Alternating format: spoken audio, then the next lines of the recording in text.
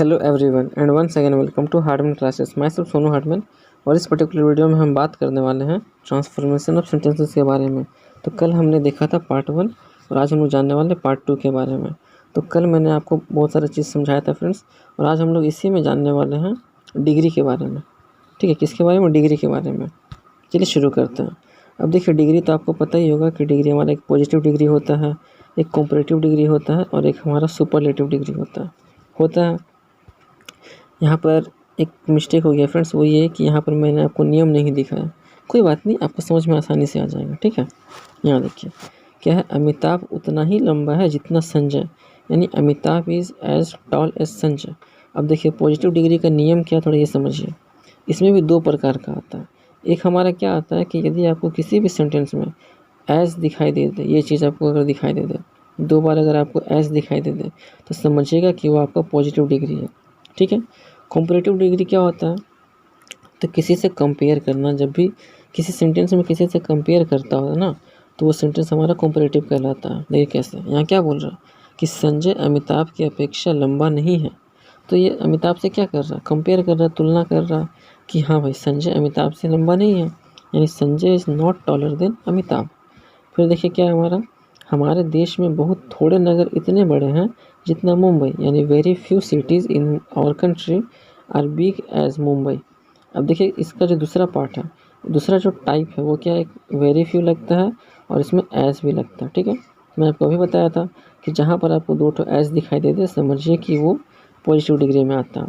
और कॉम्परेटिव में क्या आता है, तो जो भी सेंटेंस आपको तुलना करने के बारे में दिखाए वो आपका कॉम्परेटिव से डिग्री हो जाता है। क्या है, Mumbai is bigger than most other countries in the India. ठीक है, नेक्स्ट बढ़ते हैं। देखिए नेक्स्ट हमारा क्या है कि दूसरा कोई व्यक्ति इतना शक्तिशाली नहीं था जितना भीम, यानी no other man was as strong as Bhim. No other man यानी कि दूसरा कोई भी व्यक्ति जो इतना शक्तिशाली नहीं था as strong as Bhim, Bhim के इतना कोई भी स्ट्रॉन्ग नहीं था। तो इसका क्या है कि Bhim was stronger than any other man, कि यानी इसका मतलब क्या हुआ कि भीम किसी भी व्यक्ति से अधिक शक्तिशाली था, तभी ना कि दूसरा कोई व्यक्ति उससे ज़्यादा शक्तिशाली नहीं था। अब देखिए अब हम लोग आते हैं पॉजिटिव से सुपरलेटिव। ये सबसे हाई क्लास है। पॉजिटिव तो आपको बता ही दिया था। सुपरलेटिव में क्या है, इसमें देखिए लास्ट में EST जिसमें लग जाएगा, समझिएगा कि आपका सुपरलेटिव है। सिंपल सा बात है पहचानने को। क्या है यहाँ पे कि कक्षा में और कोई लड़का इतना अच्छा नहीं है जितना कि विकास, यानी no other boy in the class is as good as विकास।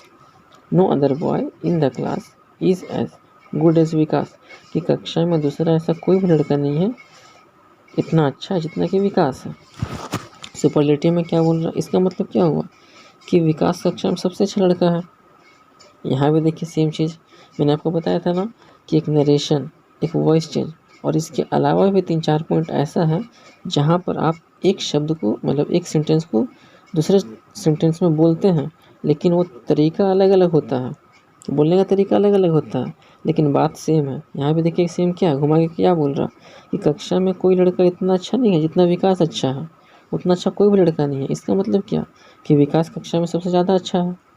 यही ना हुआ कि विकास कक्षा में सबसे अच्छा लड़का है, उसके जैसा और कोई है ही नहीं। तो बात तो वही हुआ, लेकिन हम लोग क्या कर रहे हैं, घुमा कर बोल रहे हैं। और यही सब चीज़ हम लोग इंग्लिश में पढ़ते हैं, डिग्री पढ़ते हैं, नरेशन पढ़ते हैं, वॉइस चेंज पढ़ते हैं। बहुत ही इंटरेस्टिंग टॉपिक है। इसका देखिए क्या हो जाएगा कि Vikas is the best boy in the class. फिर देखिए नेक्स्ट हमारा क्या है, बहुत कम भारतीय संत थे जो विवेकानंद जैसे लोकप्रिय थे। सही बात है।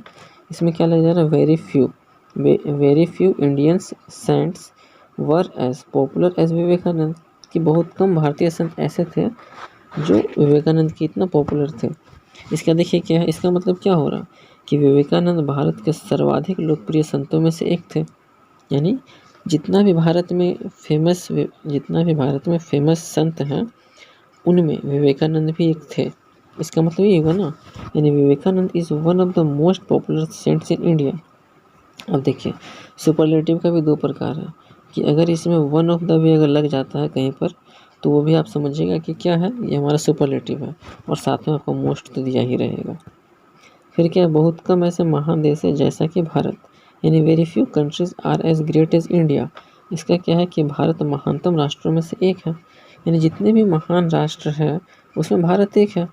अब वो छोटा रहे या बड़ा रहे तो क्या हो जाएगा यहाँ पे, India is one of the greatest countries, India is one of the greatest countries. Next हमारा क्या है, तो नेक्स्ट हमारा देखिए नेगेटिव से एफर्मेटिव सेंटेंस। ये लास्ट में मैंने आपको बताया था ना, चौथा नंबर और पाँचवें नंबर पे। देखिए बहुत ही आसान है। क्या है नेगेटिव सेंटेंस में, क्या बोल रहा है, कोई मनुष्य अमर नहीं है, no man is immortal. Immortal मतलब क्या होता है, अमर होना, ये अमर नहीं है। तो क्या है इसका मतलब, मनुष्य नाशवान है, यानी मैन इज़ मोर्टल।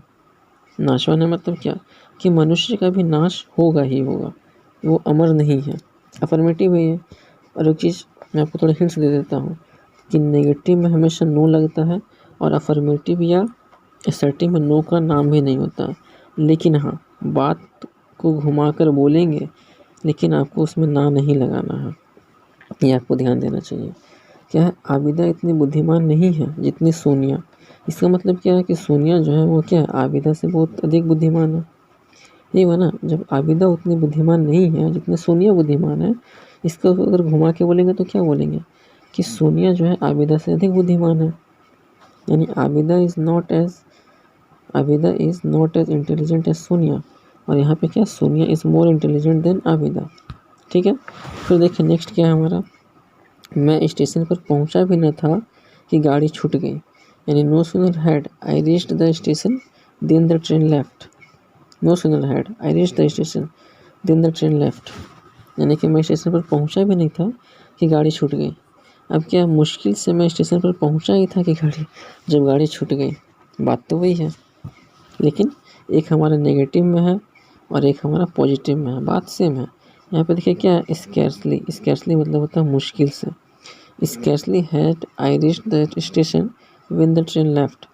स्कैर्सली के साथ व्हेन का यूज़ किया जाता है, ठीक है। और नो सूनर के साथ देन का यूज़ किया जाता है, आपको ये पता है, वो फेमस सा वर्ड है। अब क्या है, मैं कमरे में घुसी भी न थी कि चोर भाग गया, यानी no sooner did I enter the room than the thief ran away. चोर भाग गया।